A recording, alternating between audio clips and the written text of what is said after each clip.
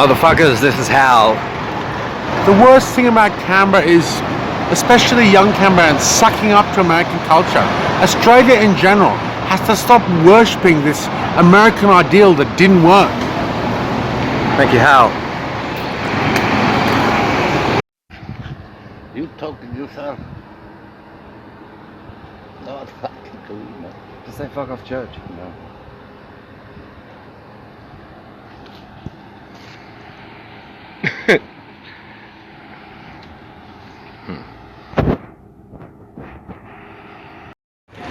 I can remember seeing. I was just introspectively spouting off lyrics to fragmented, unmade songs because I was looking at doing more audio synth effects over vocals to put on some of my electronic music, and I had this Black Star. This is 2009.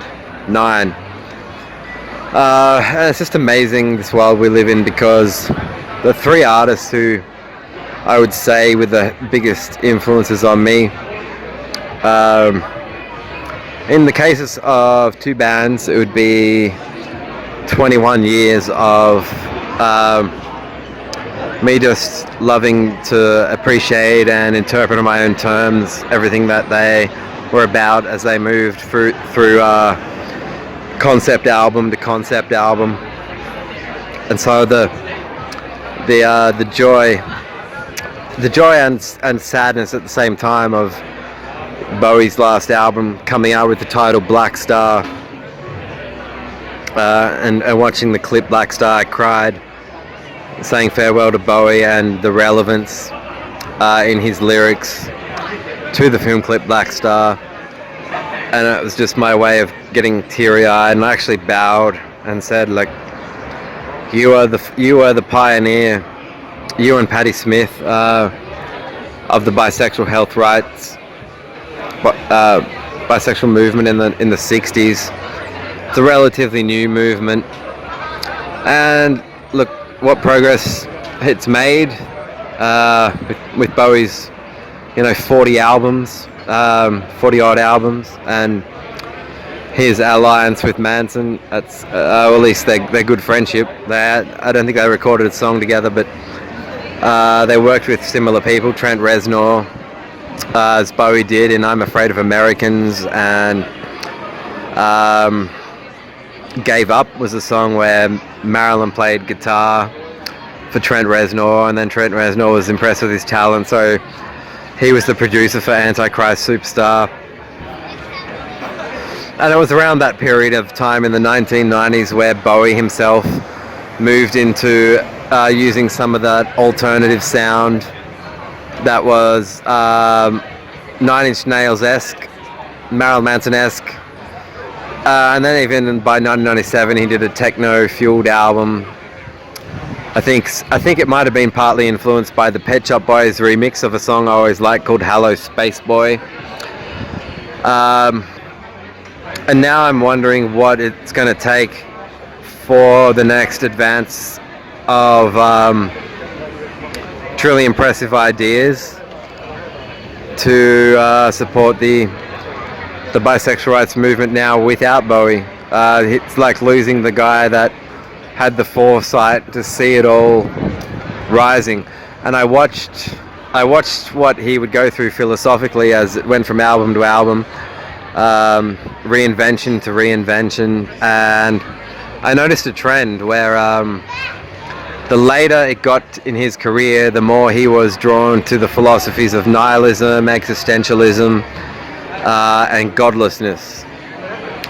And that was an interesting point to me, because I started to predict the same thing might happen, as like, it seems to me the bisexual people at the forefront in art of supporting the bisexual rights movement, they constantly get led into wanting to make or feeling like it's time to try and make some sort of universalist gesture to people in the religious right, to see if they will in turn appreciate what bisexuals have worked very hard for. And then, I just watched it over time get sort of misconstrued. Like Marilyn Manson goes to a university and he teaches. He says in a university class, I think of God as creation. And so some people in that classroom, that student classroom, all went, yeah, cool. So to him, God is like how he creates art. But then there were probably religious people in that crowd too that went, oh, Marilyn Manson's not the Antichrist anymore. He's turned around. Now he believes in God and he's accepted creation in Genesis. And like, maybe I should go up to him and share my faith story and be like, hey Marilyn, I'm so glad you believe in God now. Can I share my faith story with you?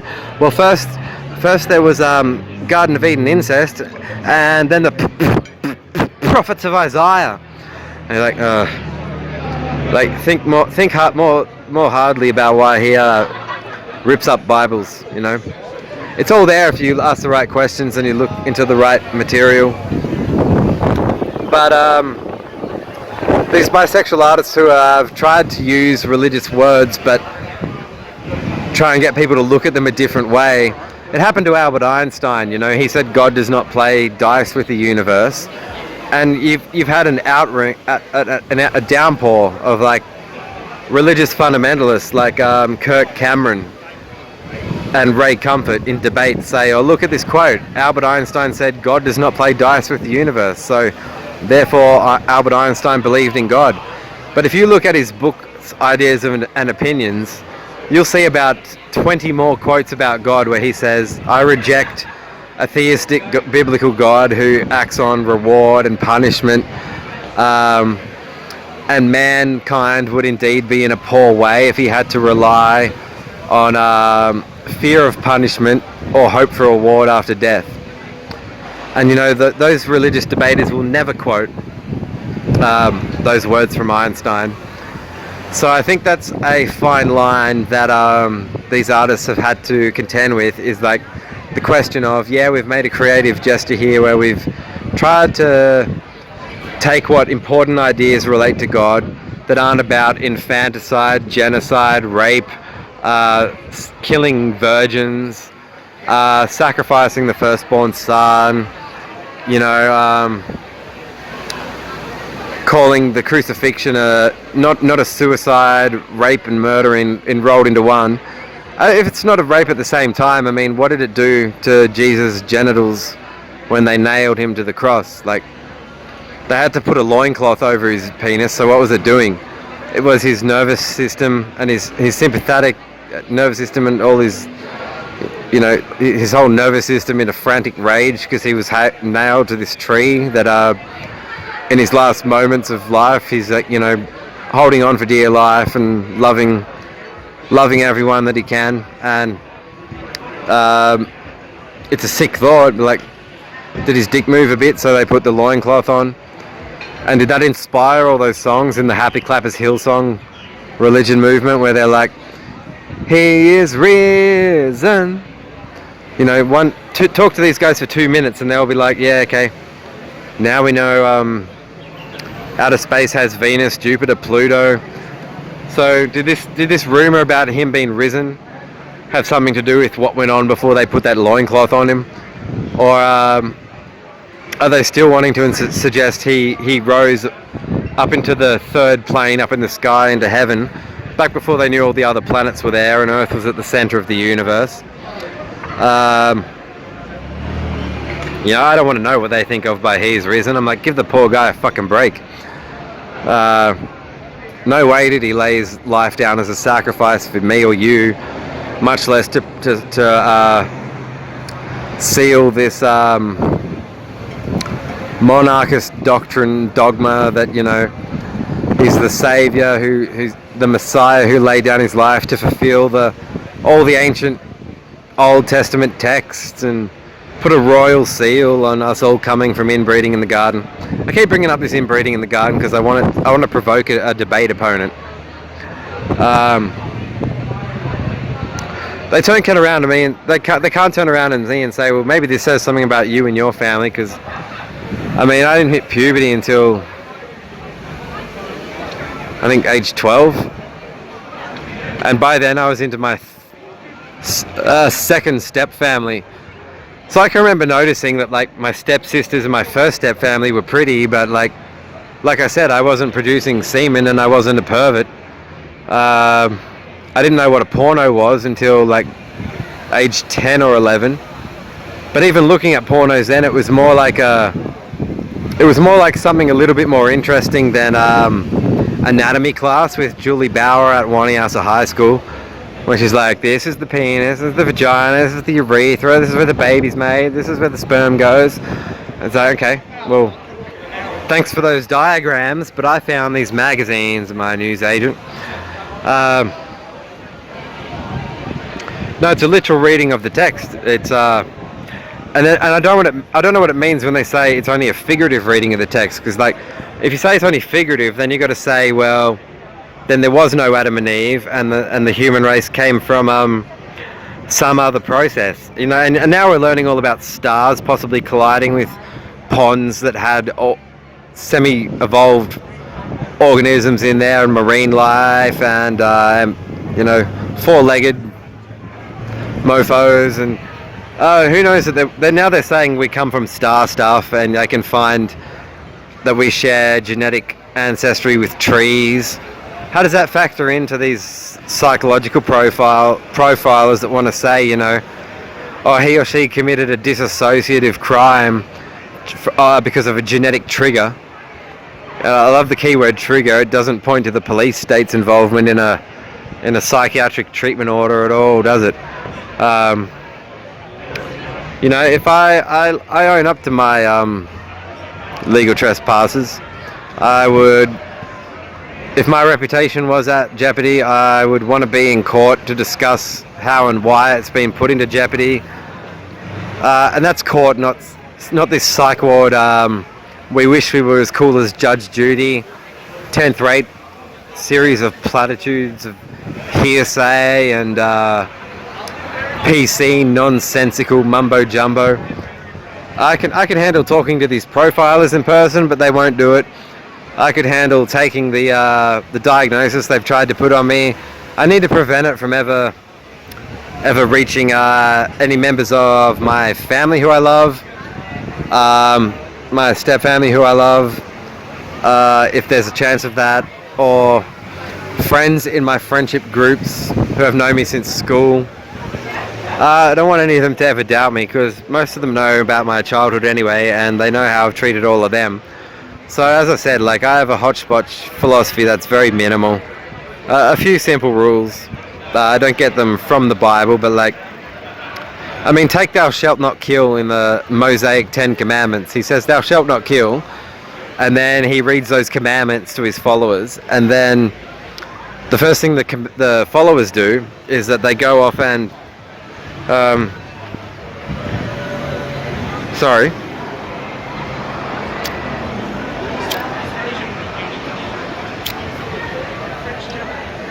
Wait.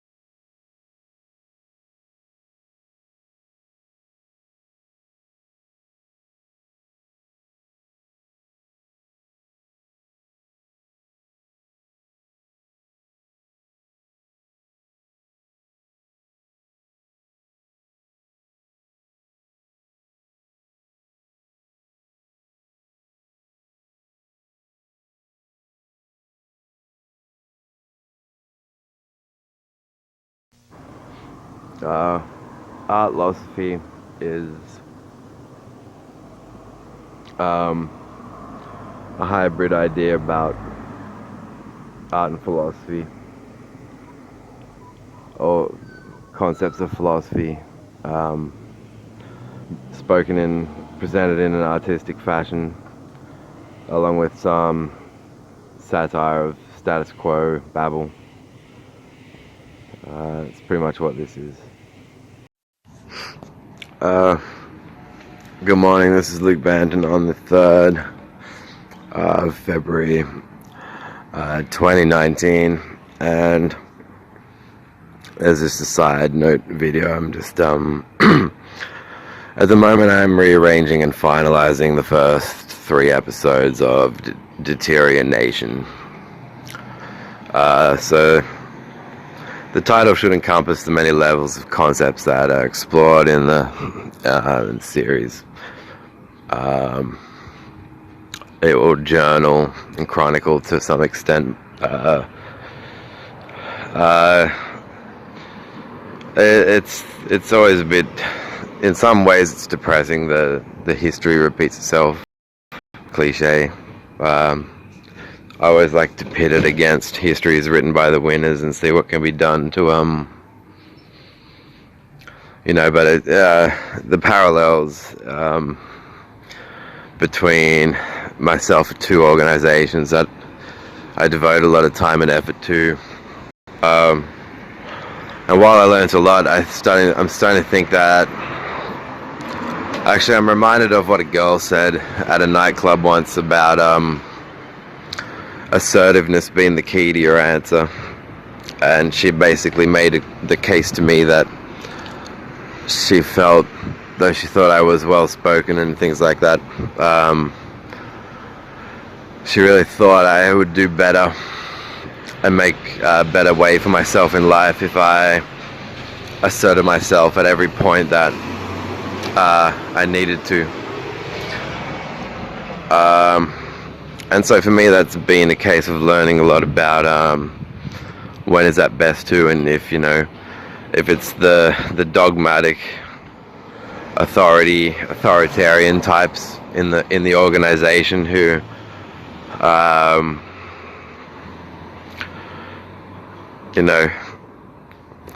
they can make it clear to you at certain points in your time working, whether it's a voluntary job or a slightly paid retail job. They can make it quite clear to you they do not want you to say anything that usurps their point of view or makes them feel like their authority has been undermined. So you have to ask, well, where's the line between you not doing that so that they feel more respected, but then stepping back and going, oh, hang on, actually the way they've spoken in the workplace is, once you check it against the Rights Act,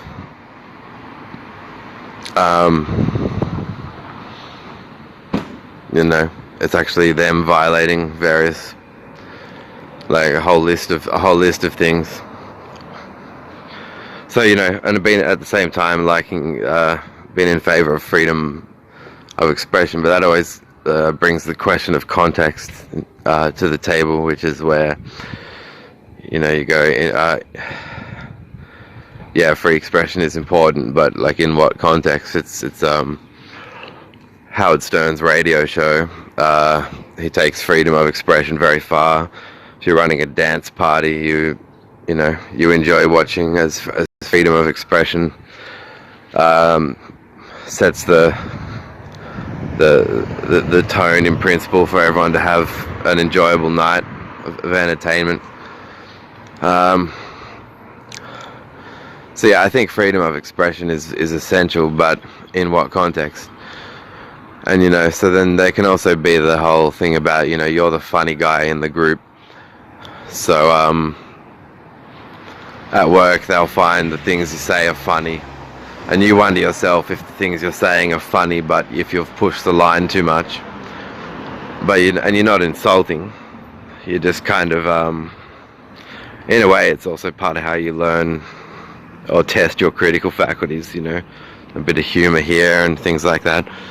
So, but when they're outright violations of, discrimination acts and things like that, in the context of art, I think freedom of expression can be taken much further. Art that you intend to either sell or give away, or publishing a book. Because when people consider the whole art piece as a whole, then they're able to go, well, this person values freedom of expression in this context to this extent, as evidenced by this piece of art.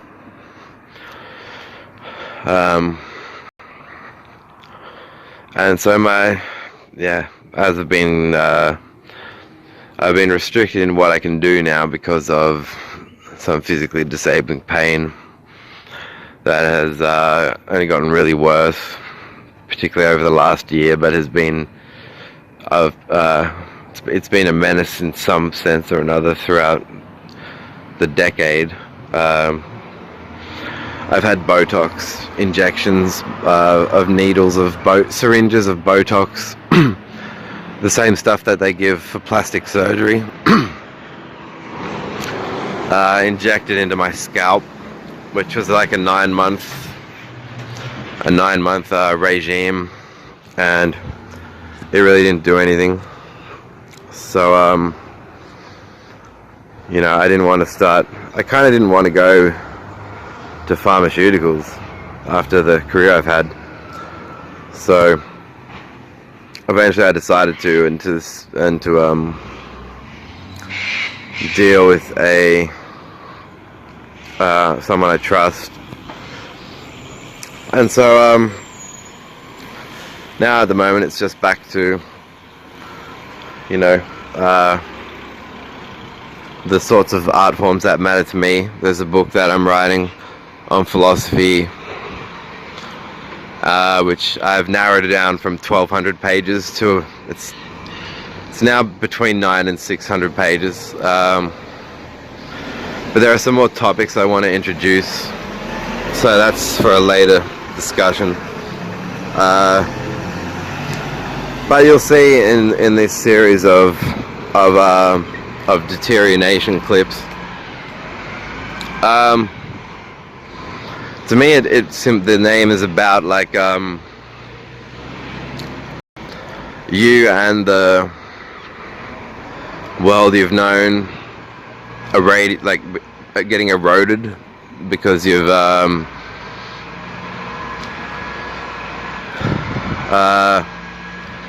I suppose like I wouldn't have bucked horns with some of the people that I had if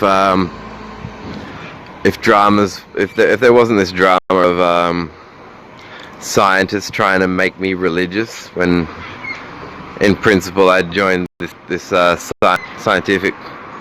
medical scientific group for the sake of being away from religion, only to learn that all along the owners were these religious people. So so that went bad in a number of ways, which some of that's touched on in the in these clips. And then there's some talk about sort of antichrist philosophy, some of the ideas that are good for, I think, are good for antichrist philosophy and the end of Christianity. And their ideas I'm always open to discuss and debate with anybody else. But anyway, it's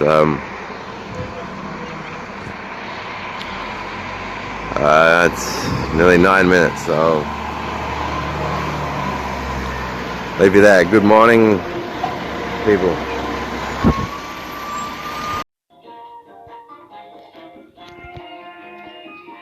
Martyrs are said to have ideological causes, so I count back to the start of this decade and it turns out I have about 9. I keep thinking back to the times I was cooperative with these people, I think of nine, like the German 9-9. Don't get him, don't get him. I'll have to get him. And yelling with this damn book in my hand. Feels very natural. I look good like that, doesn't it? I look just like one of those evangelical assholes. The fact is, we are two evangelical assholes. Bullshit is an evangelical show. TV preachers are doing exactly what we're doing. They are telling the truth as they see it. They just don't have the crack research team we've got at bullshit. If you're religious and you believe the Bible is real because of faith, we can't touch it. It's an automatic tie. No one can bust you. The Bible must pride themselves on believing in things that are hard to believe in. They think God will bless them for that. But if faith isn't enough, if you want history or fact, Nine Martyrs talking shit behind the all-seeing eye. the Bible contains equal amounts of facts, history. Climbing the ranks to suck Lucifer's dick. Go, Roger Markby, go, go, go. You're such a fucking scientist. Come here, come to this door. You fucking think you're a scientist? Come to the fucking door. Roger Markby. I found a capital chemist. I think TV caused all sorts of disorders. Whoa. Whoa. What the fuck is happening to me? Roger Markby, capital chemist. I'm making up a new profile right about now. And I think that. Whoa. Oh, the TV. Wow. Pindick Roger Markby can't have a fucking conversation. Fucking privacy violating faggot.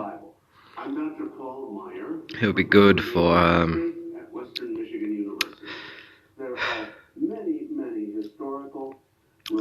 like you think of Charlie and the Chocolate Factory and Mike TV. He reminds me of that guy. It's an article of faith. It's part of a religious belief system. He needed someone to put him on TV. I will fucking put him more on TV. Meyer is a well-known biblical scholar who's written books on ancient history. He's got a PhD and calls himself. Does this give him flashbacks to the January 2010 bit front of the line down? Yeah, I think.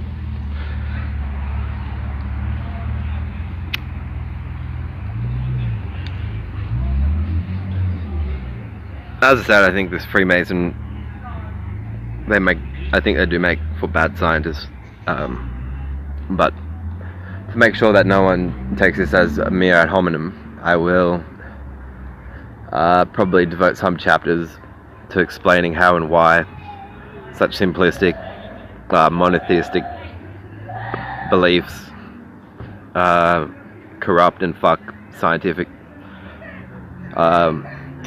experiments and results. And I mean, for 3 years I was working on a draft for the book Paradox Atheos, which is going to be my first book on how godlessness is more interesting and makes life more, and well, it helps to affect a more interesting take on life, I think, for the individual than theism. And this idea is nothing new at all, and that'll also be. It's tricky because I'm checking out and examining like fucking thousands of different books and have been for a while. So from a writing perspective, you ask questions like, how should the book have the appeal of something new? And then there's a paradox of, well, there isn't really anything new.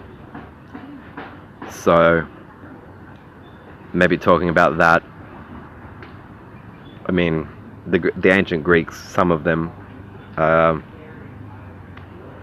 outright rejected the gods, and admittedly it was a more polytheistic time in history, but they not only rejected the gods, they moved from that onto arguments about how to cultivate a lifestyle without God belief, and particularly Stoics and Stoicism was largely focused on lifestyle cultivation, ideologies and ideas, how the ethical life is possible without appeal to a deity to lead you in life and set down moral laws.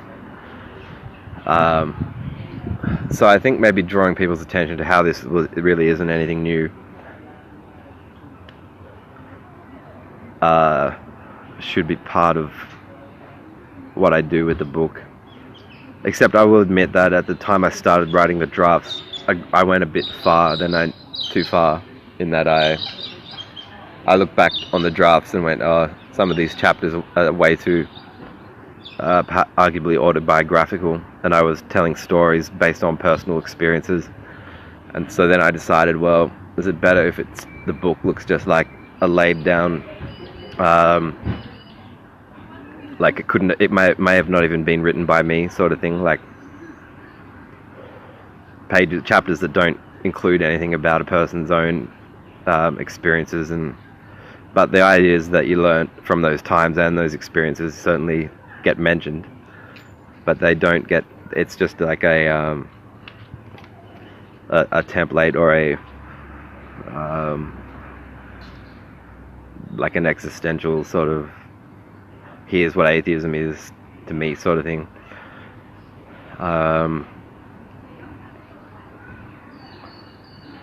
But anyway, I think that was all I wanted to say.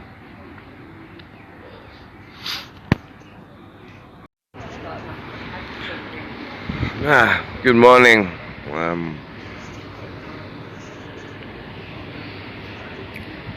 It's been further musing on these estimations I now have as to a clearer and more realistically defined comprehension of the mind of my enemy now, of this and that dynamics was certainly officiated by more or less out of necessity at the start of this decade. I'm exhausted, really, to tell you the truth. It's been an exhausting decade. So I called it the hectade.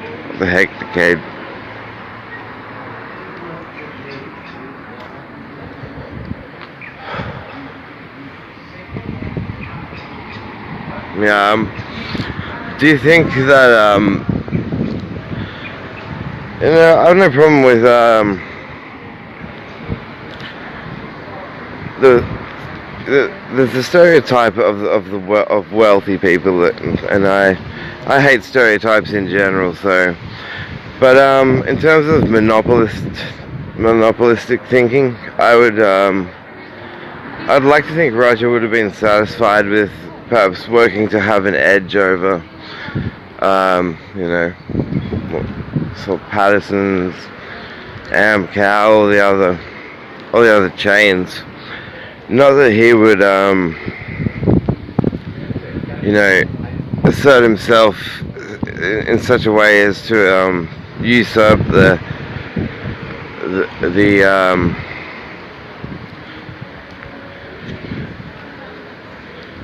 steal the thunder from the doctor, from doctors, from police, from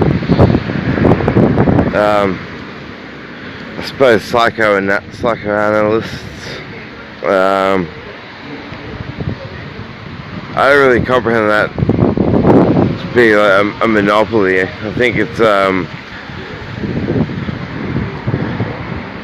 I also think, from an epistemological approach, you'd want to study some of these thinkers concerned with these subjects and spheres of inquiry, such as psychology and stuff like you'd want to study it more to actually be able to do what you're setting out to do. So yeah, I'm starting to think about how fucking tired I am now. and how this decade will never be replaced. And you know, just because that heado's in his old age doesn't mean I should lose age 25 through 35 in this state of fucking physical pain.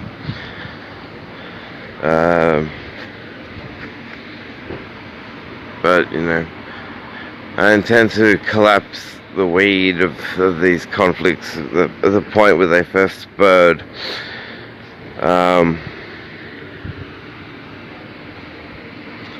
I'm just honing in on that.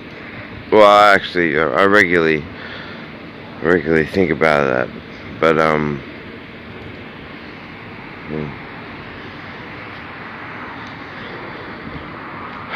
cheapskates. They should hand the franchise down to you know, non-Freemasons in the company that are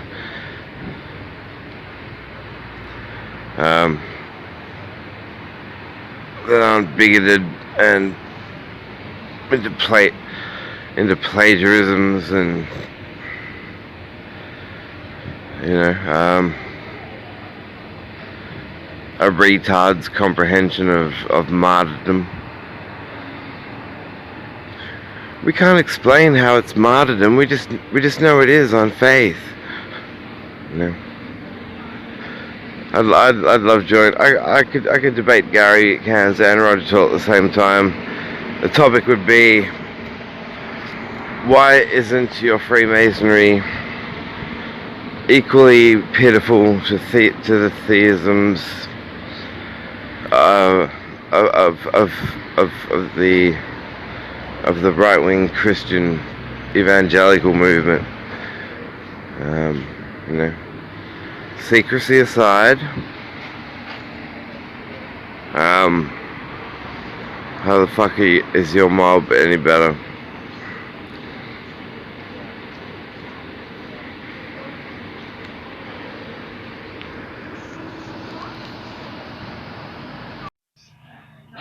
Fellow citizens, don't watch that frickin' YouTube website series, Deterioration. You can see when he does get out there, he's got all the skills. He's strong ball carrier, he's got a good offload. Some douchebag Luke made it. I hardly know him. And you know, it's never fun watching, but when you've got such good depth, it gives other guys opportunities. Why, thank you, Matthew. We've got Genie, obviously Pete Summer as well. So you know, it's something that we're trying to.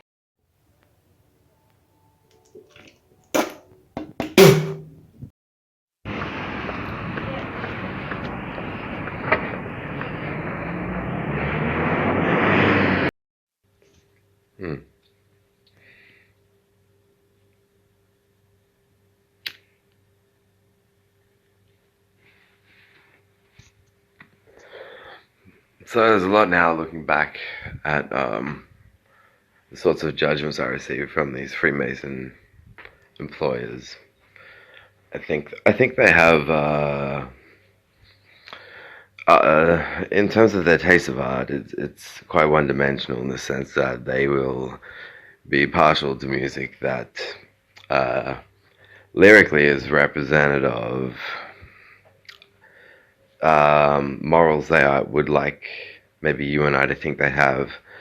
You know, at the conference, I Was Made for Loving You Baby by Kiss is Gary's song of choice to sing, or Hey Jude, don't make it bad, take a sad song and make it better.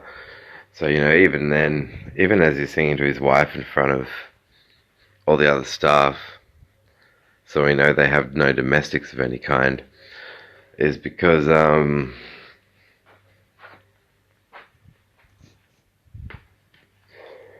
it's because apparently art's that one-dimensional. Unless the song is teaching you new, insightful moral intuitions that the likes of which you'd never heard of until that song was released, then art is apparently not doing its duty.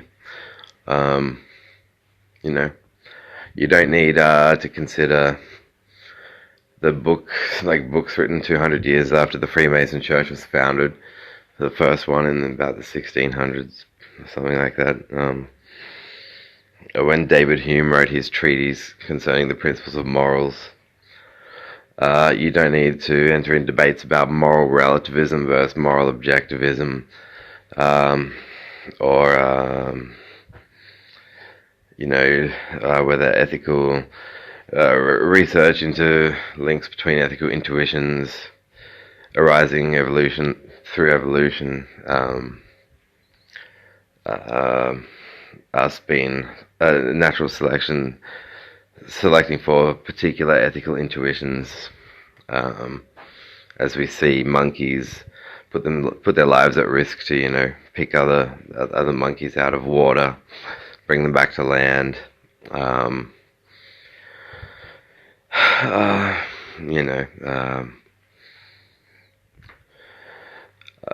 There's possibly more moral wisdom in even Peter Stodge's 40-page treatise on neo-nihilism, where he begins by saying, is morality an illusion? And he actually makes quite a few statements that do give credence to that point, that morality could be an illusion. But even so, it's better an illusion than an outright deception and front. They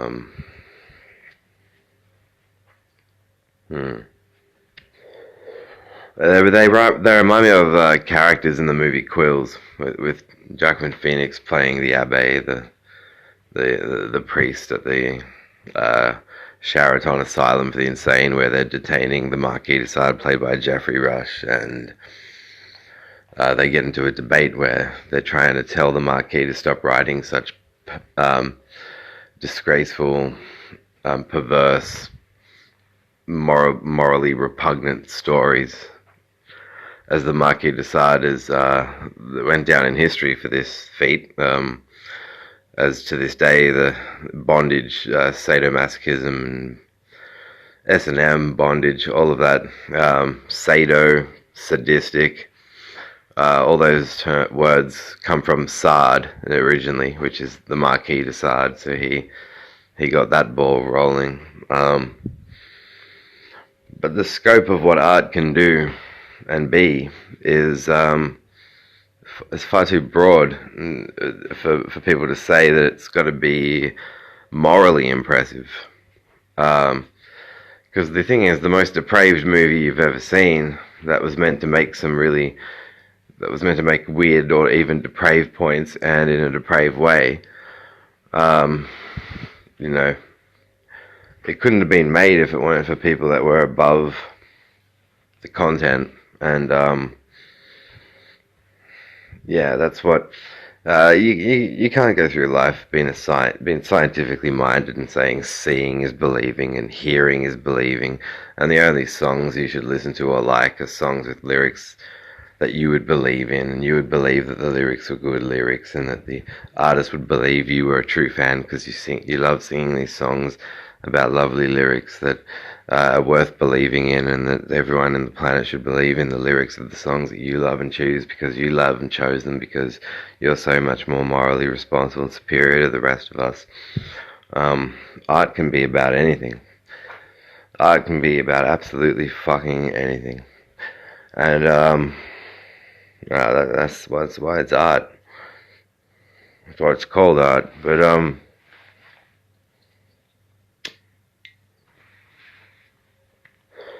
whatever became of items of mine that belonged to me, that was stolen from a previous home of mine in Melba Street in Downer, within a month after I had left the Capital Chemist Group, and the fucking manager had made me so goddamn nauseously sick with the shit she would say to me, which actually was probably enough to warrant it being recited in a court of law. But apparently Luke is bulletproof and you can say anything to him at any time and he won't sue. So, Then they get all this sand in their vagina because I get a dexamphetamine script instead of buying it on the street for $4 a pill. I should have just still bought it. I should have just still spoken to the street dealers, because the owner of the company wasn't even actually this Roger guy who you've seen. I've put his photo up on my timeline on my Facebook account. He completely refused to let me have the script altogether and considered it stealing. Because if you work in a pharmacy with a Freemason employer, he's got beliefs about the supernatural, the likes of which none of us could hold in a test tube. One of them is that you apparently never get sick.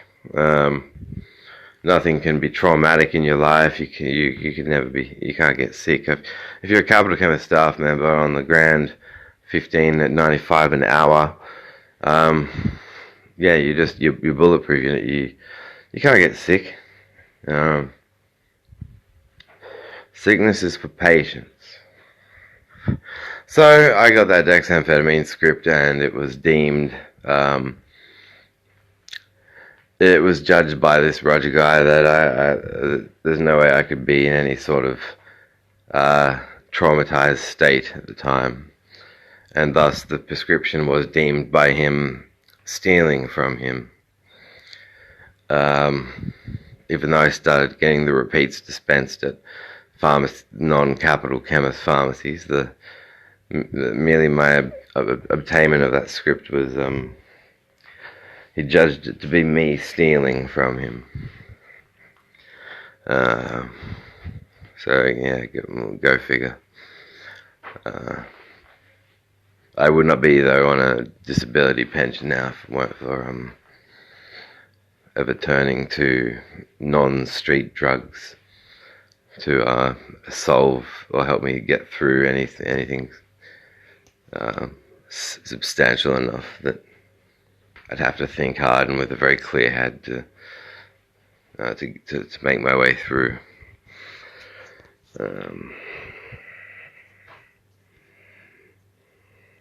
So that was that.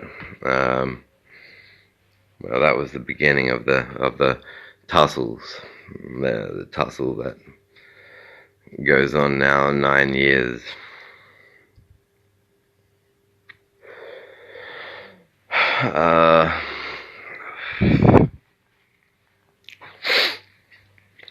So now it's chronic physically disabling pain.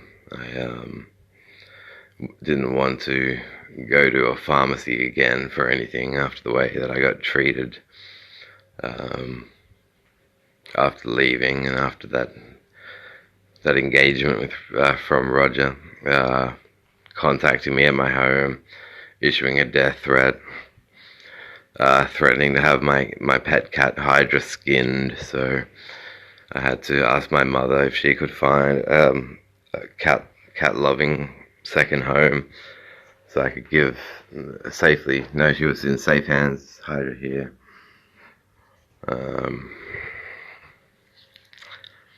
And yeah, we've been beefing ever since. But this man is so deranged.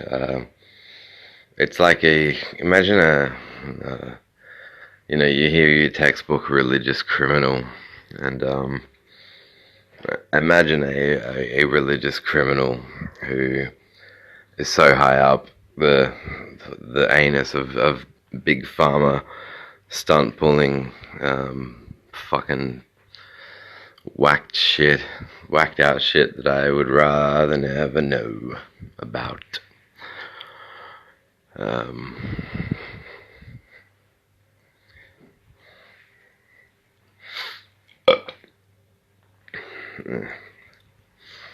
Anyway, I made sure that the right people knew what the situation was like.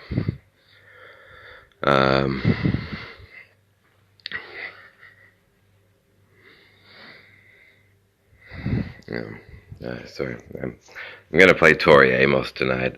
I'm a great fan of Tori Amos. I think she's a real woman of class, and her voice is beautiful. But and she does interesting covers. We all remember that It's Gotta Be Big. sort of dance house beat that was out in the when I was in high school. But after that, I tracked down all her other albums, and I really like them. She's if she should come play at Tilly's so I can have cocaine and enjoy the set. Anyway, gotta go. So now we're one to interview,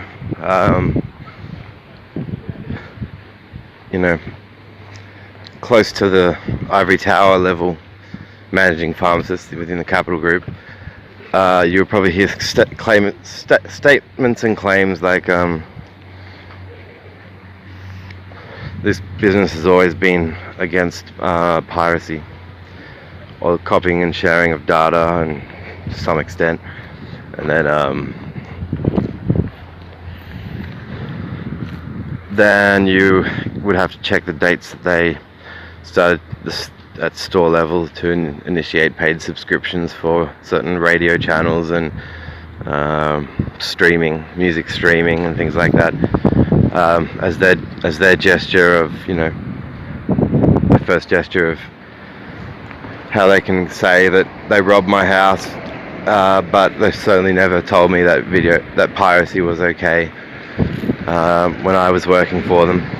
So it would be a coincidence that certain stores paid subscription initiation dates for certain internet-based entertainment services just happened to coincide with the sudden termination of my employment, which it's not something I think about much. I want my stuff back. But it's the covering one's tracks effect. Like, quick, let's set up some subscriptions to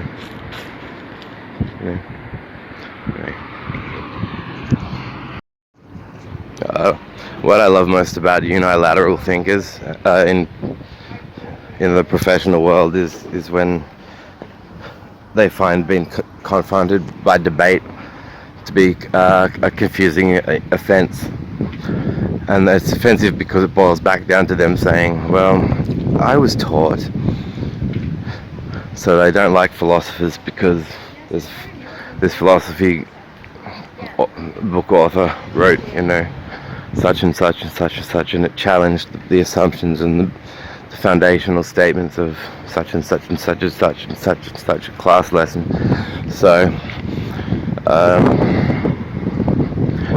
it's like they're the same sort that have that real personal sense of excitement about looking out into society and trying to find ways in which the world seems to operate exactly as they were taught it would in school, what was in school. And so I can go, yeah, it has to be that, has to be right. Well, that teacher said it has to be right. Could be another side to this. It has to be right.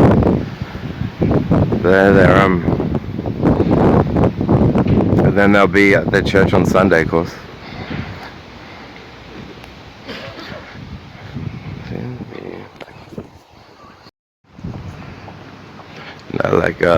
I think there can also in the private sector be a propensity for assumption that because this is an organization that is, getting paid by the government and they're private, then there's that identity crisis to be resolved, and the leaders of the companies then can go too far. I mean, it's only a pharmacy. You really don't need to have an employer stating that he's the master of sexual health definitions and sex orientation definitions. That he shouldn't even attempt to really, it shouldn't be relevant for him to enter into conversations about such conversations. But some of the definitions that you'll hear, fuck. This company sure is private. was like, took an investigator 20 years to make sense of your definitions. I mean, I ran a private business, and I think I was more successful. More people were dancing. I didn't. And you know what my stance was when it came to telling other people what their sexual orientation is? I didn't do it at all. I have gay friends, and I think Roger Toll's definition of a homosexual is quite easily. I can quite easily see how it would be offensive to gay people. But that's what I think. Yeah, if his beloved Freud was still around to watch over him, he would probably be telling him that your private company has gone too far. You're involving yourselves in activities for which you are understudied.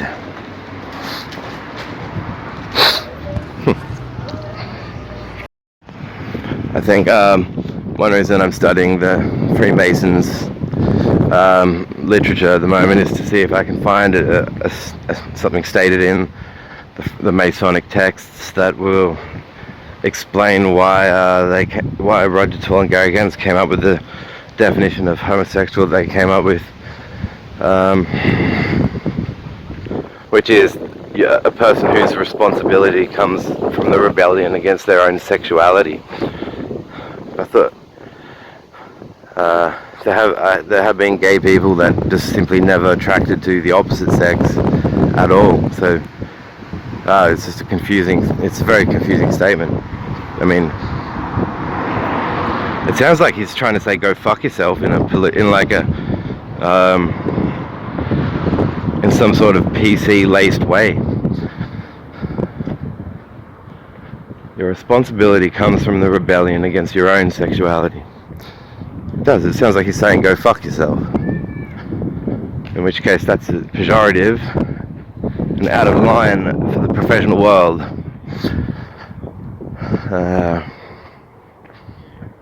So anyway, yeah, I'll see if there's something in the. Let me think. Well, the Luciferians, the Freemasons, there have been certain echelons in the Church of Satan who will state that homosexuality is not a natural state.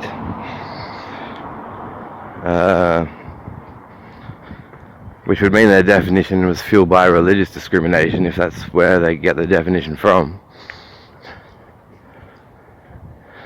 We'll find out more right after these few messages.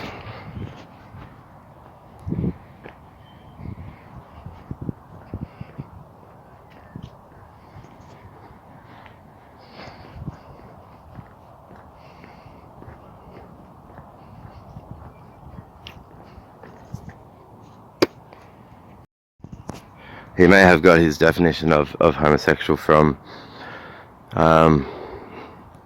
such a thoroughgoing text as the book of Leviticus. I know I need to study more. I need to. I'll share my findings on the show and on the channel, but it's if you encounter a fucktard and they're very, very snaky, it helps to get into their head a little bit, and I guess I have enough knowledge and time and experience to be able to do that.